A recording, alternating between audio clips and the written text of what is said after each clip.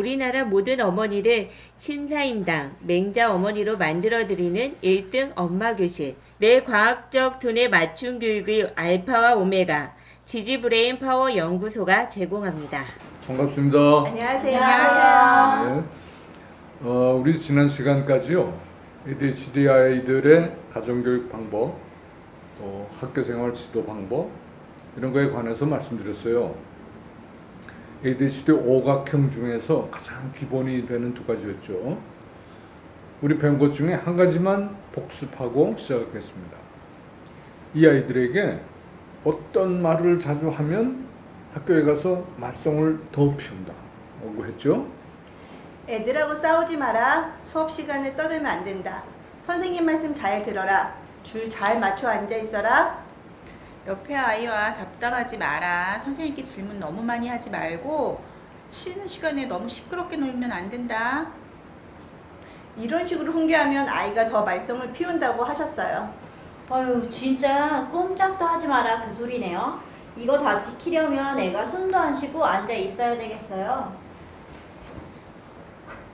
어머님들은 아이 학교 보낼 때 저런 말씀 안 하시죠? 말씀은 기억하고 있는데요. 저런 주의를 안 주고 보내면 더 산만해지지 않을까요? 그렇죠. 엄마들 마음은 다 비슷할 거예요. 학교 가서 무사히 지내고 오기를 바라거든요. 그래서 저렇게 주의사항을 잔뜩 들려주고 학교를 보내면 하라는 대로 잘하고 무사히 다녀오던가요? 글쎄, 요것들이 학교 일을 잘 얘기 안 해주는데. 다른 아이들한테 물어보니까 변한 건 모르겠대요. 맞습니다. 당사자 입장에서 보면 눈에 콩깍지가 끼어서 잘 모르죠. 우리 연구소는 개인적으로 객관적으로 보기 때문에 정확히 봅니다. ADHD 아이들, 극운의 강운의 아이들에게 저런 잔소리 잔뜩 해서 보내면 더 합니다. 아이들과 더 투닥거리고 수업 시간에 더 떠들고 줄에서 더 삐져나오죠. 왜 그럴까요? 아이들이 그런 말을 조롱으로 받아들였기 때문입니다. 어머나, 조롱할 뜻은 전혀 없었는데. 약을 먹이고 있는데도 그렇게 예민한가 보죠? 애들이 존심이 정말 세더라고요. 저 아이들은요, 조롱을 보통 아이들보다 10배나 더 크게 받아들입니다. 아무리 아이들이지만 약 올리면 어떻게 하죠? 용수철처럼 팍 튑니다. 어른을 조롱하면 어떻게 되죠? 옛날에는 결투를 했어요. 요즘에는 야, 계급장 떼고 한판 붙자 합니다. 아이건 어른이건 조롱하면 안 됩니다. 좋은 말로 해야 효과는 더 커집니다.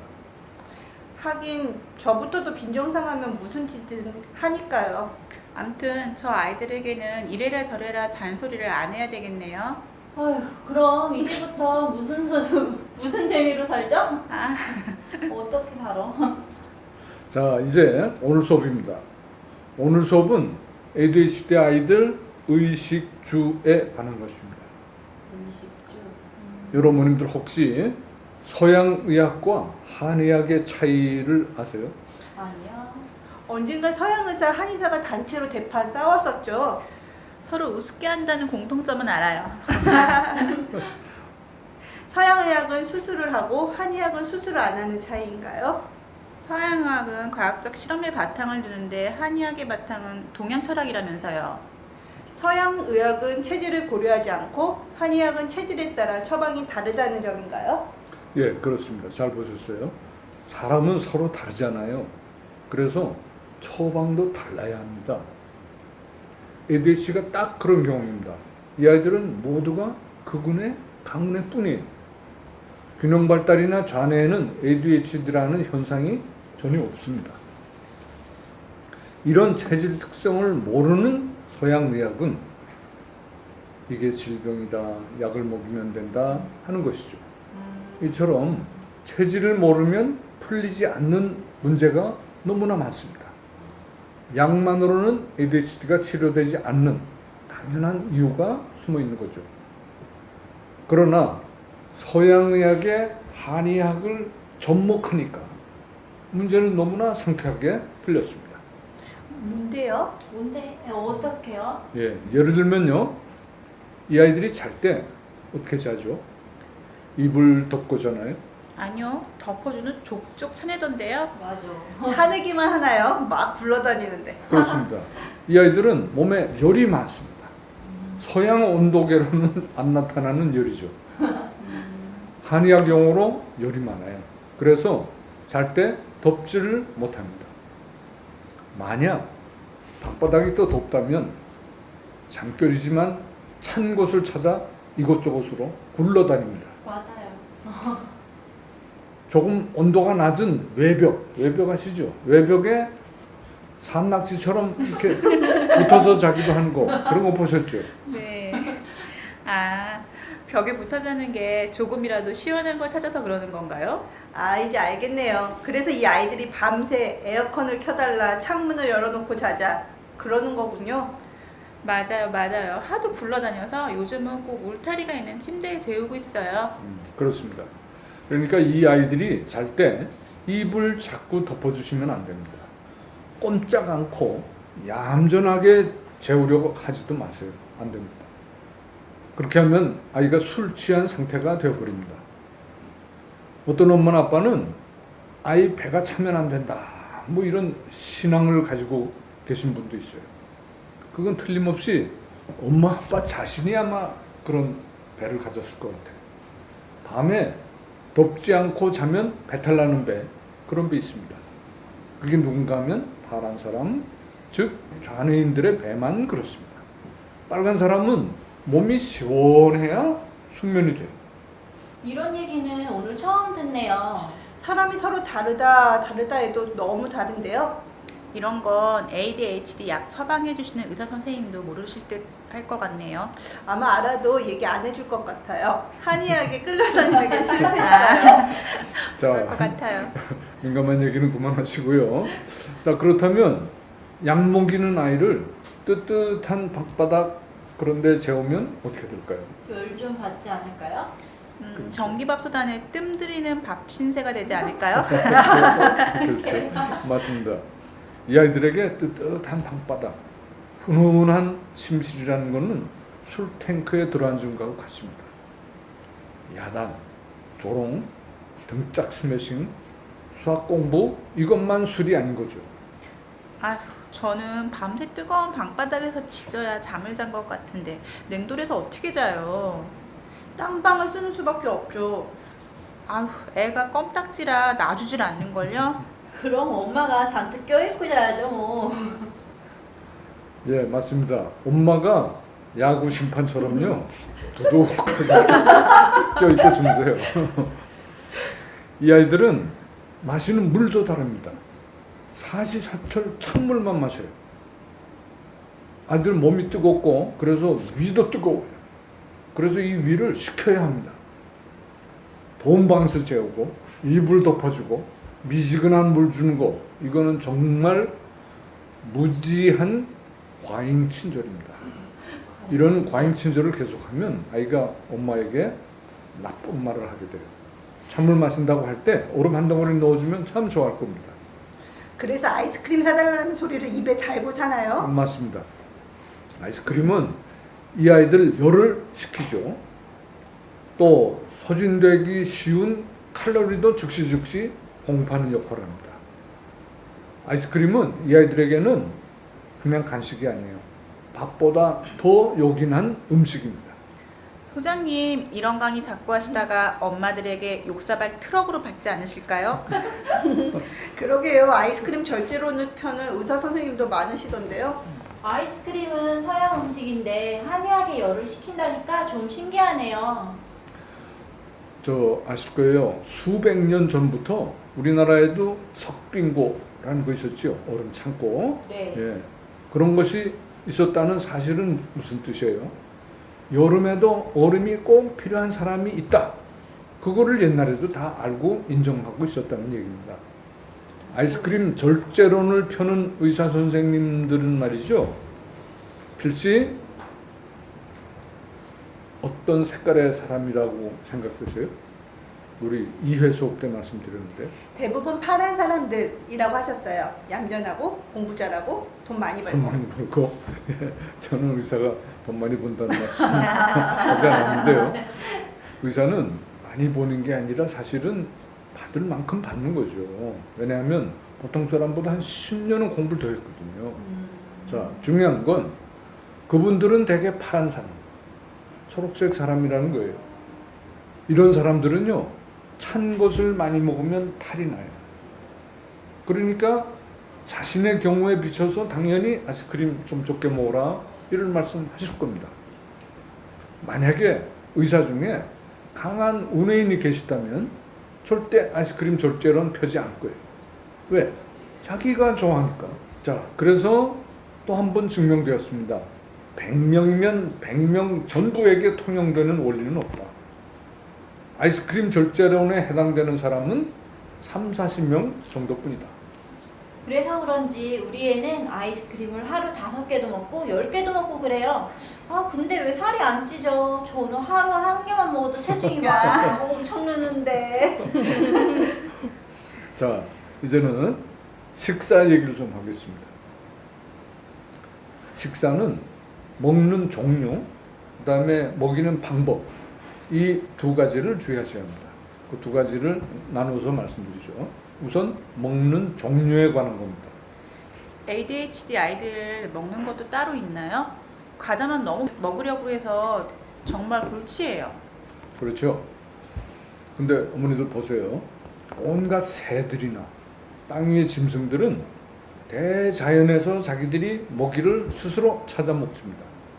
누가 골라주지 않습니다. 그런데 이 동물들이 먹이를 잘못 먹어서 죽었다. 그런 얘기 들어보셨어요? 아니요. 그렇죠. 네. 만약에 그런 일이 있다면 그 동물은 이미 오래전에 멸종됐을 거예요. 맞아요. 소 여물통에 먹이를 주었는데 어떤 풀은 끝까지 안 먹더라고요. 그렇죠. 그래요? 예, 예.